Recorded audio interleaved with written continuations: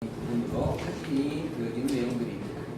우리는 그동안 예수님이 과연 그리스도가 맞는가라고 하는 것을 지금 확인을 해가고 있습니다.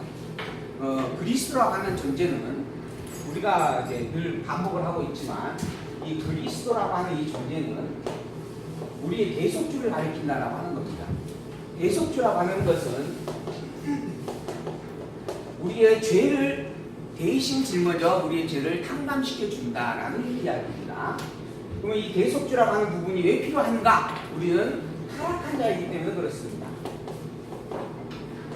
그래서 우리를 타락입니다 이렇게 표현을 하죠. 하나님께서 이 세상을 창조를 하셨습니다. 이 세상 모든 만물을 창조하기 전에 하나님께서 영원자로서 작정하셨고 예정의 섭리를 정하셨는데 예정의 뜻을 정하셨어요. 그리고 난 다음에 그 정하신 뜻 따라 이 세상을 피조세계로 드러내게 되어집니다.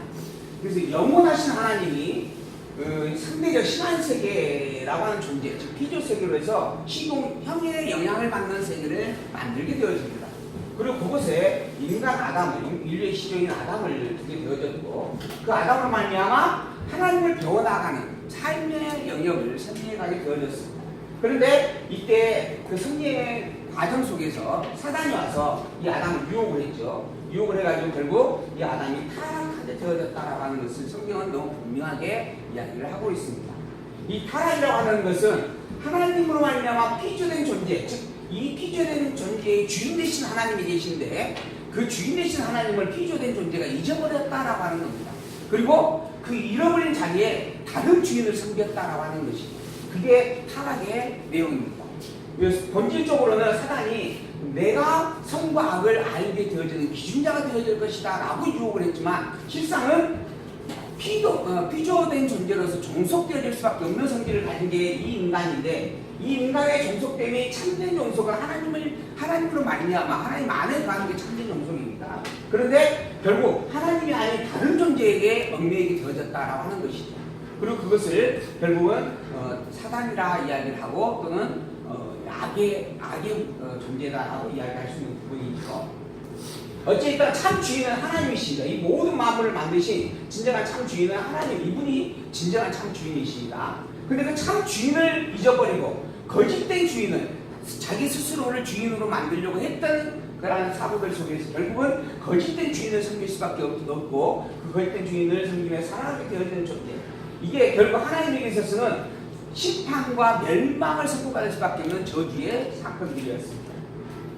이 저주된 사건 속에서 모든 인간은 다 사망을 이루게 되어지죠. 멸망을 하게 되어진다라고 하는 겁니다.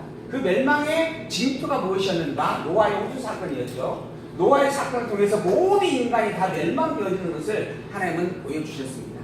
그런데 그러한 죄로 말미암아 멸망될 수밖에 없는 인류의 타락된 섭리 속에서 하나님은 노아를 남겨두셨습니다. 왜 그랬는가? 하나님께서는 타락으로 말미암아 멸망시키는 것이 섭리의 목적이 아니었기 때문입니다. 이 세계를 창조하신 창조의 목적은 하나님이 누구인가라고 하는 것을 알려주기 위해서 세상을 창조하셨다라고 하는 거죠. 그래서 타락으로 말미암아 멸망된다라고 하는 것을 보여주고 난 다음에 그럼에도 불구하고 하나님을 온전히 깨달아 알게 하려고 노아와 노아의 8 식구를 남겨두게 되어집니다. 그리고 그들에게 하나님께서 언약을 세우게 되어졌죠. 이 언약이라고 하는 부분의 내용을 우리는 아담에게서 찾아볼 수가 있었습니다. 아담에게 똑같은 3대 언약을 선포해 주었다라고 하는 겁니다. 그래서 3가지의 언약이라 해서 우리는 3대 언약인데 이 언약의 내용이 그대로 노아에게 다시 한번 재확인되어졌다라고 하는 것이죠. 그리고 이 언약을 이루기 위해서 반드시 필요한 것이 무엇인가? 타락으로 말미암아 멸망받을 수밖에 없는 죄를 벗어내는 일이다라고 하는 겁니다. 그래서 이 죄의 벗어짐을 위하여 대속주, 곧 그리스도를 보내겠다라고 약속을 해주신다라고 하는 거죠. 그래서 이스라엘의 역사 섭리를 통하여서 선포되어진 핵심적 주제가 뭐냐 하면 그리스도를 보내겠다라고 하는 말씀입니다. 그리고 더불어 이스라엘 백성들의 찬양의 고백을 통하여서도 우리가 악망하고 바라볼 것이 바로 그리스도뿐이다라고 고백을 하게 되어지죠.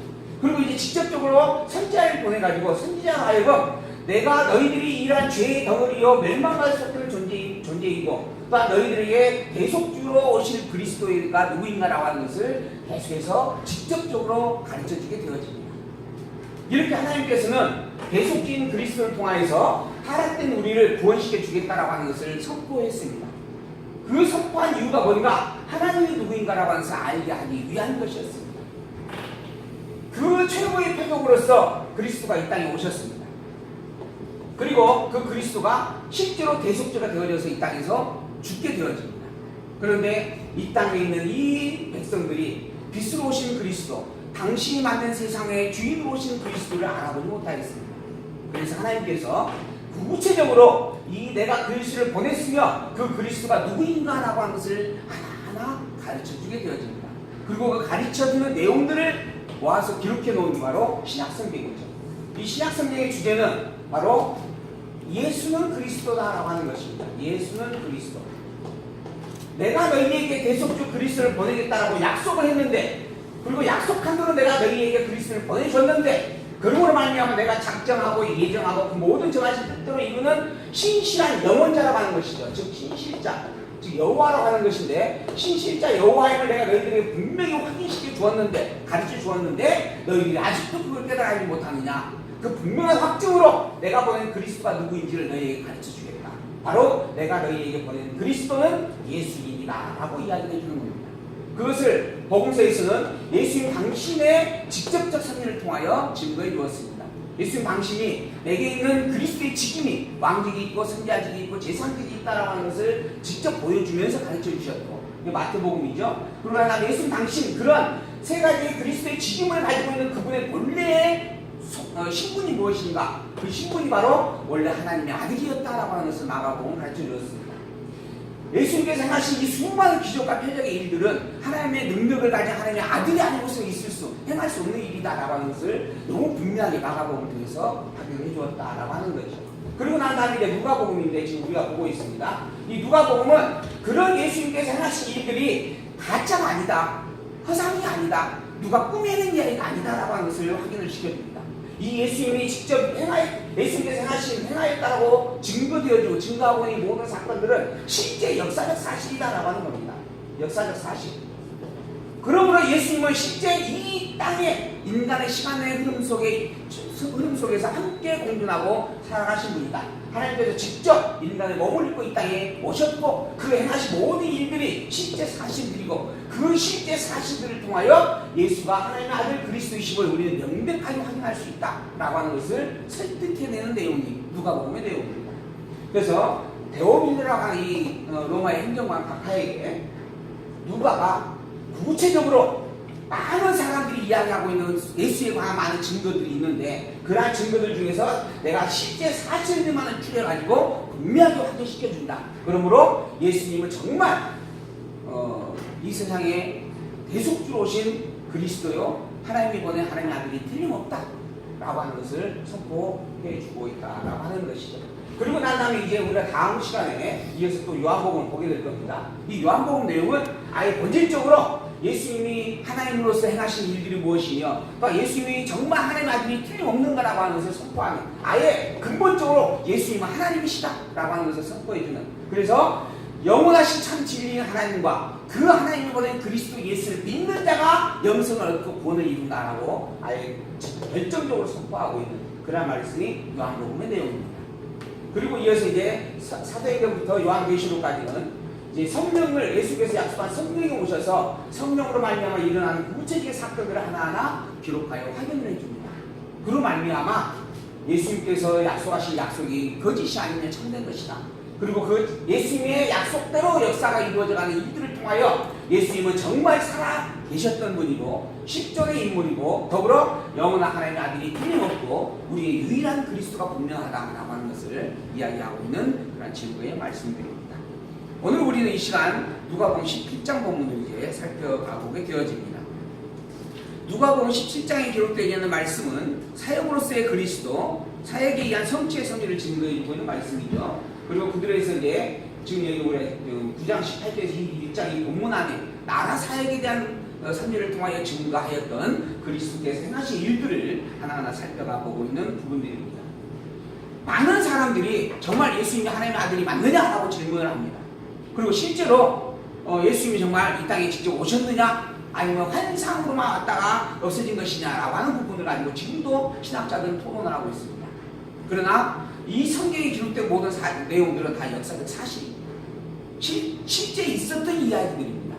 그리고 그 실제 있었던 일들에 대한 근거를 또한 지금 가지고 있는 그 인류의 어떤 역사적인 사건이나 또는 유대 백성들이 족보를 가지고서 확인을 해주고 있습니다.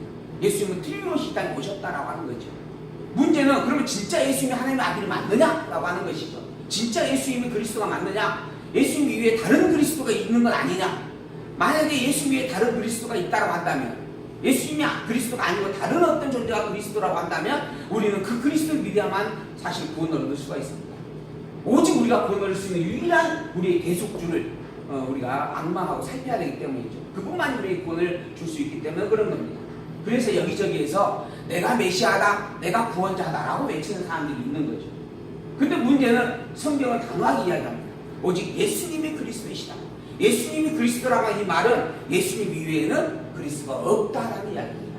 그러니 여기에서 내가 그리스도다, 저기에서 내가 그리스도다, 내가 제2의 예수고 제2의 메시아다라고 아무리 외쳐도 너희들은 흔들리지 말고 그곳으로 가지도 말라. 오직 나만이 진정한 참 그리스도다라고 이야기를 하고 계시는 거죠. 그래서 우리는 오직 예수님이 그리스도요, 또한 예수님만이 그리스도라고 고백을 합니다. 그리고 더불어 그 예수 그리스도의 이름을 가지고 예수님을 그리스도로 보내주신 그 하나님의 그 영원불변의 신실하심의 이름, 그 이름 여호와를 찬양을 하는 겁니다. 여호와라고 하는 것은 전능자가 아니면 불가능한 일입니다. 절대 주권자가 아니면 이루어낼 수 없는 일입니다. 영원불변의 신실자가 아니고서는 있을 수 없는 능력을 드러내는 이름입니다. 그래서 하나님의 고유 이름을 우리는 여호와다라고 성경에서 증거하고 있는 것을 배워가고 살피고 있는 것입니다. 바꿔 말하면 여호와 이외에 다른 하나님도 사실은 거짓이다라는 이야기입니다. 오직 여호와의 이름을 가진 그 하나님만이 진정한 참 하나님이다라고 하는 것이죠. 그런 부분에서 우리는 예수님만이 그리스도이고 오직 여호와라고 하는 그 이름을 가진 그 하나님만이 우리가 진정으로 하나님이라고 칭할 수 있는 유일한 신이시다라고 이렇게 믿음을 가지고 고백을 해가는 것입니다. 그러한 내용 속에서 예수님께서 그리스도 되심에 대한 사역의 증거 내용을 우리가 지금 배워가고 있습니다. 하나님의 아들이 되심에 대한 사역의 증거, 서원의 내용을 통하여서 이 누가복음이 왜 기록되어지고 있는가, 왜 기록을 했는가라고 하는 것을 우리가 보았고, 그리고 아들로 출생하는 과정과 성장하는 과정을 통하여서 하나님의 아들 되심을 우리가 확인을 했습니다. 그리고 난 다음에 이제 하나님께서 당신의 천국의 권세를 드러내시는 나라의 주권에 의한 사역을 우리가 확인을 해보았고, 이제 심판주의심을 드러내는 사건을 지금 우리가 성경으로 확인을 해가고 있습니다. 많은 사람들이 예수님께 질문을 했어요. 당신이 정말 그리스도가 틀림없느냐? 그리스도가 맞느냐? 그 중에 그 내용들을 요약을 해보면 세 가지로 요약이 됩니다. 그 첫 번째가 뭐냐면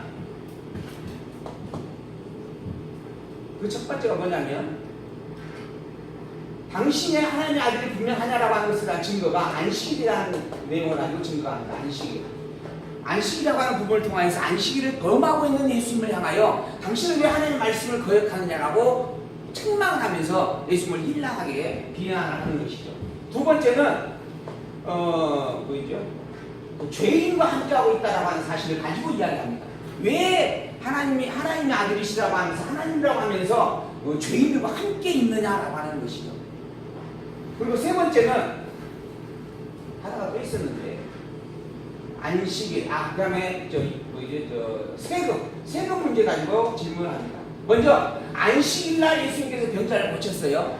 그걸 가지고 왜 당신은 안식일을 범합니까? 라고 이야기하죠. 그때 예수님께서 하시는 말씀이 뭐냐면 주인에게 종이 있고 또는 아들이 있고 또 주인의 양이 있는데 그 주인의 아들이나 양이 만약에 하수가에 빠졌다라고 하자. 그날이 주일이라고 할지라도 안식이라고 할지라도 너희들 그 아들을 구해내는 것이 당연한 일 아니냐. 하물며 주인된 자로서 자기의 아들과 자기의 종속된 것을 건져내는 그 일에 안식일을 범하면서 그것이 마땅하다라고 이야기를 하고 있는데, 하물며 내가 안식일이 진정한 주인이 아니냐. 그런데 이 안식일에 내가 하나님의 백성, 즉 아브라함의 자손된 자를 병 고쳐주는 게 뭐가 잘못됐느냐 라고 변호를 하시는 거죠. 그러면서 나는 안식의 주인, 그리고 하나님의 백성을 다스리는 하나님의 왕이다 라고 하는 것을 분명히 보내주었습니다. 그리고 또 두 번째로 세금에 대해서 질문을 했어요. 가이사의 것을 가이사에게 드리는 것이 맞지 않습니까? 우리가 세금을 내는 것이 당연하지 않습니까? 라고 하는 것이었죠. 예수님께서 이야기하는 겁니다. 그래 맞다. 가이사의 것은 가이사에게 드리고 하나님의 것은 하나님께 드리는 것이 맞다. 너희들이 세금의 문제를 가지고 자꾸 나의 어떤 흠집을 내려고 하는데 세금이라고 하는 것 자체는 너희의 말대로 가이사의 통제 속에서 가이사의 것으로 가이사에게 드려야 마땅한 일이다. 더불어 이 가이사에게 드리는 이 세금은 사실은 하나님의 영역 안에서 일어나는 일이다. 그래서 행위적 부분으로서의 세금 문제는 분명히 너희들이 일상적 사회생활로 이루어질 일이지만 이 모든 섭리의 본질이 하나님이 있음을 알고 기억하는 게 당연하지 않겠느냐. 더불어 나는 하나님의 아들이다. 성경서를 봤는데 아들에게 세금을 받는 성경서가 어디 있느냐 라고 하면서 당신이 하나님의 아들이 천국의 왕이다라고 하면서 분명하게 가르쳐 주었던 내용입니다. 그리고 또 하나가 있었어요. 왜 당신은 자꾸 죄인들과 함께 합니까? 왜 죄인인 줄 알지 못하고 죄인과 더불어 함께 먹고 마시고 있습니까? 원래 하나님은 죄인과 함께 하지 않는다라고 이야기하지 않았습니까? 라고 하는 거죠. 이에 대하여서 이제 예수께서 비유로 가르쳐 주신 말씀을 우리가 이 앞시간에 보았습니다. 99마리의 양이 있었고 잃어버린 한 마리 양이 있다라고 할 때 이 잃어버린 한 마리 양을 찾아 나서는 것이 참 목자다라고 하는 것입니다. 또한 두 번째, 한 여인이 있었는데 9드라카마를 가지고 있었고 한 드라카마를 잊어버렸다. 근데 이 한 드라카마를 잃어버린 한 드라카마를 찾게 되어지면 너무 기뻐서 오히려 잔치를 베풀지 않느냐. 이 한 드라크마를 보기에 어여삐 여기고 사랑하였다라고 하는 것이죠. 그리고 난 다음에 한 가지 비유가 뭐였냐면 탕자의 비유였습니다. 맏아들이 있었고 그 다음에 둘째가 있었습니다. 근데 이 둘째 아들이 탕자가 되어져 갔죠. 그러고 난 다음에 돌아왔어요. 그러나 돌아와질 때 이 아버지가 맨발로 뛰어나가서 그를 맞이했다라고 하는 겁니다. 이 맏아들이 이걸 보고 우라통을 터뜨렸습니다. 왜 나에게는 아무것도 해주지 않으면서 당신의 모든 재산 다 가져가서 다 탕진하고 그리고 정말 거지가 되면서 돌아온 이 아들에게는 송아지를 잡아주면서 기뻐하시니까 라고 하는 거죠.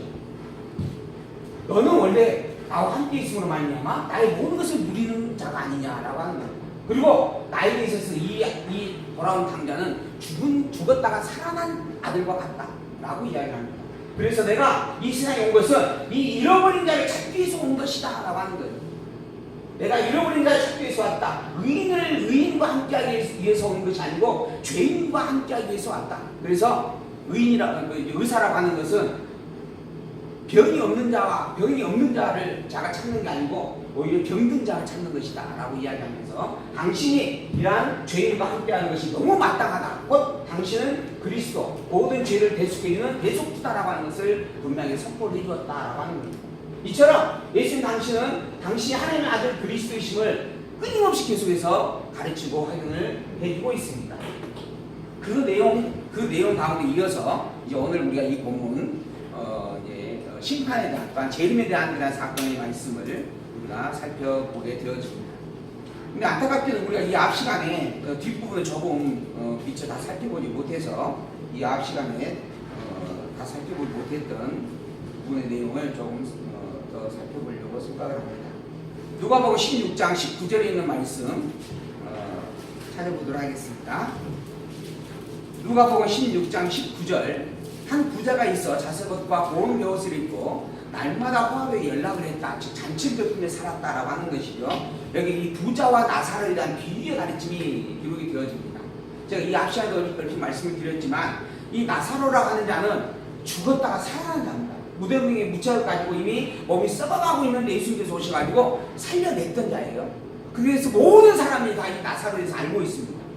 근데 그래서 예수님께서 이 나사로라고 하는 인물을 비유로 취하여서 이 부자와 견주어서 설명을 해주고 있는 그런 말씀이다라고 하는 겁니다. 이게 바꿔 말하면 이건 비유의 말씀이에요. 나사로가 실제로 거지가 되어졌고 그리고 얻어먹다가 동냥질을 하다가 부잣집 앞에서 쓰러져서 죽었고 그래서 지금 아브라함 품에 가 있고 부자는 지옥에 가 있다. 이 상황을 실제적으로 보고 이야기하는 게 아니고 이런 것들을 하나의 비유적 예로 만들어서 예수께서 제자들에게 설명을 하고 가르치고 있는 내용이다라고 하는 거예요. 그리고 이제 이 부분을 통해서 이제 보이지 아니하는 영혼 세계에 대한 부분을 우리에게 맛배기로 가르쳐주고 있는 내용이다. 이렇게 이해를 하시면 될 내용들입니다. 한 부자가 있었고 그는 매일 화롭게 잔치를 베풀며 살았어요. 그 나사로라고 이름하는 거지가 있었다라고 하는 건데 그 거지는 흔들을 앓고 있었으며 그 부잣집의 대문에 누워있어 부자의 상에서 떨어지는 것으로 먹고 연명에 갔었다라고 하는 거예요. 근데 결국 개들이 와서 헌들을 핥고 죽게 되어졌다라고 하는 것이죠. 그리고 이 거지가 죽어서 천사들에게 받들려 아브라함의 품에 들어갔고 부자도 죽어가지고 장사가 되어졌어요. 그러니까 둘이 비슷한 시기에 죽었다라고 하는 겁니다. 이것도 실제 비유를 가지고 이야기하는 거예요. 이런 상황에서 동시에 두 사람, 부자가 있었고 나사로 거지가 있었는데 같이 죽었다 이게 아니고 이 두 사람이 이런 비유적 상황에서 죽었다라고 하자 이런 부분이에요. 그래서 이제 부자는 아브라함 품에 들어가서 지금 있는 상황이고 거지는 아브라함 품에 들어가고 부자는 죽어서 장사가 되어져 가지고 음부에서 고통 중에 눈을 떠 멀리 바라보게 되어졌다. 아브라함과 그의 품에 있는 나사를 보았어요. 그리고 이야기합니다. 아버지 아브라함이여 나를 긍휼히 여기사 나사로를 보내 그 손가락 끝에 물을 찍어서 내 혀를 서늘하게 해주십시오 라고 하는 거죠. 내가 너무 고통스럽습니다. 아브라함이 가는데 너는 살았을 때 좋은 것을 받았고 나사로는 고난을 받았다 라고 이야기를 하는 거예요. 그리고 더불어 저는 여기서 위로를 받고 너는 고민을 받는 게 마땅하다. 이게 이 세상에 살면서 누렸던 부귀영화로 말미암아 하나님의 심판을 받게 되어진 그러한 부분들을 비유로 설명을 해주는 겁니다. 더불어 이뿐 아니라 너희와 우리 사이에 큰 구렁이 끼어 있어서 여기서 너희에게 건너가고자 하되 할 수도 없고 거기서 우리에게 건너올 수도 없다라고 이야기합니다. 이걸 지금 비유로 이야기하면 천국과 지옥을 보여주고 있는 내용입니다. 그리고 나사로는 거기에 삶을 살았지만 현재 아브라함의 품에 즉 천국에서 하나님과 함께 거닐고 있다라는 이야기의 비유고 부자는 호의호식을 누리면서 살다가 죽었는데 지옥으로 갔다라고 하는 거예요. 부자는 무조건 다 지옥을 가는가 이 문제하고 또 다른 문제입니다. 이 문제는 이미 이 앞에 설명을 해드렸지만 부자라고 해서 다 지옥을 가는가? 부자가 천국에 가는 것은 뭐가 같다고 했어요? 낙타가 바늘귀로 들어가는 것과 같다. 그것보다 더 어렵다고 했습니다. 그 말 자체는 불가능하다는 이야기의 의미라고 설명을 드렸습니다. 그래서 부자는 다 지옥 간다. 그런데 사실 그 이야기는 아니에요. 그 부분의 내용은 그만큼 세상의 권세를 가지고 있는 세상을 기준으로 살아가는 자는 세상에 속한 자는 하나님 나라를 절대 갈 수 없다라고 하는 부분의 의미를 설명했던 내용이다. 조금 뒤에 보면 세리장 마태가 나옵니다. 이 세리장 마태가 부자였습니다. 근데 예수님께서 세리장 마태를 불렀어요. 그러죠? 세리장 마태를 불러가지고 그 집에 들어가서 함께 이제 먹고 마시죠. 그리고 난 다음에 그에게 구원을 선포합니다. 부자가 구원을 받는 일이 또한 성경에 기록이 되어지는 거죠. 그러니까 이 본문에 있는 내용은 부자는 무조건 지옥 간다라는 의미의 내용이 아니다라고 하는 것을 분명하게 말씀을 드립니다. 비유로 지금 이야기를 하고 있는 사건인 거예요. 그리고 그 두 사이에 천국과 지옥 사이는 오갈 수 없는 그러한 괴리가 있는 그러한 공간이다라고 하는 것을 설명을 해 주었습니다. 오갈 수 없는 공간이다라고 하는 이 말의 의미는 지옥 가면 구원하고 이미 아무 상관없는 상태가 된다는 이야기입니다. 근데 어느 곳에서 사람이 죽어가지고 천국에 바로 못 가고 연옥이라고 하는 곳에 다 모여 있다가 결국 공덕으로 말미암아 연옥에 있는 사람들이 천국으로 다 올라갈 수 있다라고 이야기하는 그런 어떤 교리가 있습니다. 이게 연옥설이라고 이야기를 하는데, 근데 사실 이 본문을 보면은 천국과 지옥은 아예 구별이 되어져 있습니다.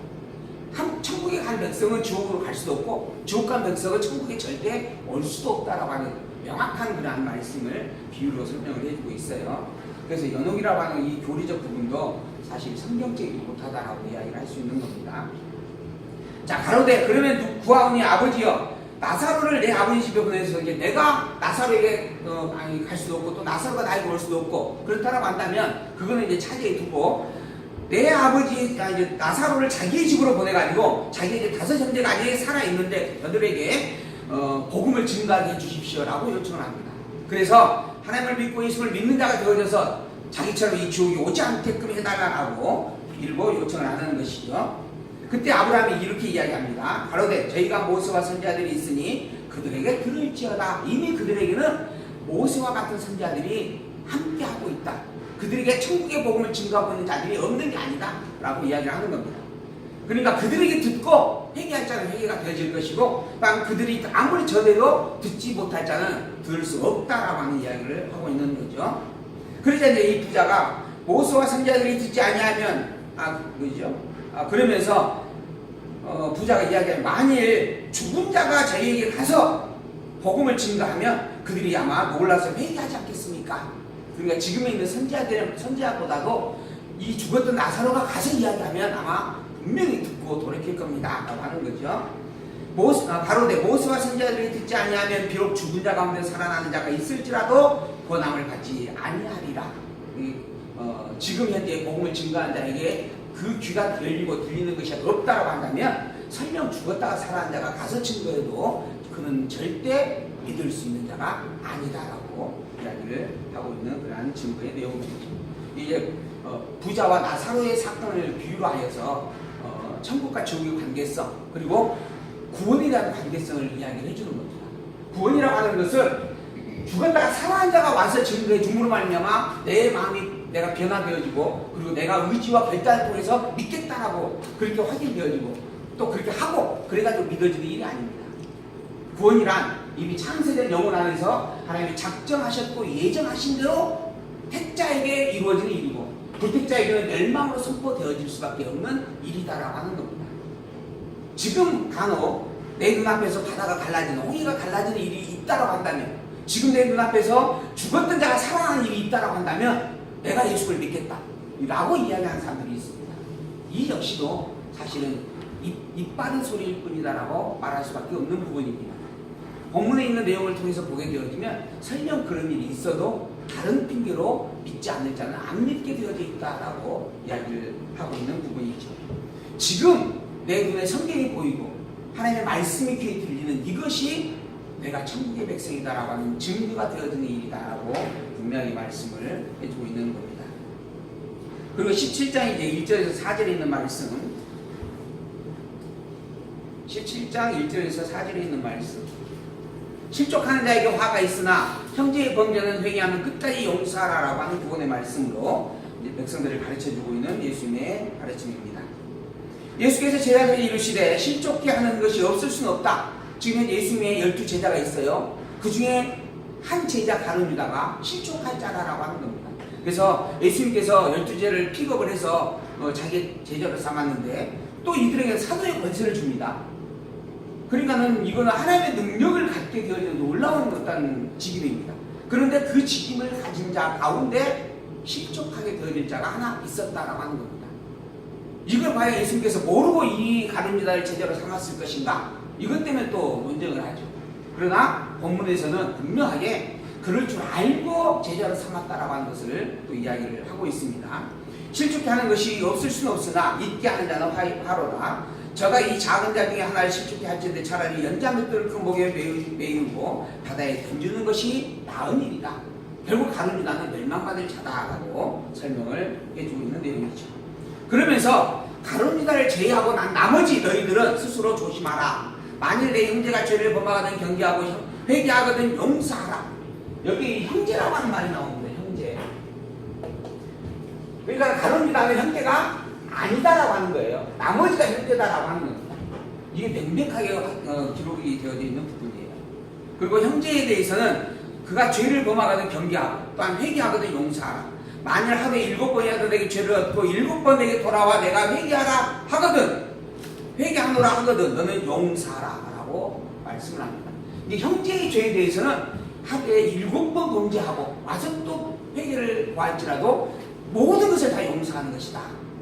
그러나 가룟 유다에 대해서는 그는 용서할 수가 없다. 용서받을 일이 못 된다 라고 이야기를 하는 겁니다. 왜? 형제가 아니기 때문에 그렇다라고 하는 겁니다. 이미 그는 불택자였기 때문에 그렇다라고 하는 거예요. 하나님의 작정과 예정의 섭리에서 택자가 아닌 불택자, 즉 복이 있는 자가 아니라 복 없는 자, 악인이기 때문에 그렇다라고 하는 말씀인 거죠. 그래서 이제 형제와 아님을 분명하게 가르치면서 형제에 대해서는 용서할 것을 설명을 해주고 있습니다. 5절 사도들이 주께 여짜오되 우리에게 믿음을 더하소서 하니 주께서 가라사대 너희가 겨자씨 한 알만한 믿음이 있었다면 이 뽕나무더러 우리가 뽑혀 바다에 심기우라 하였을 것이요 그것이 너에게 순종하였으리라 라고 이야기합니다. 우리에게 믿음을 더해 주십시오 라고 이야기를 하는 거예요.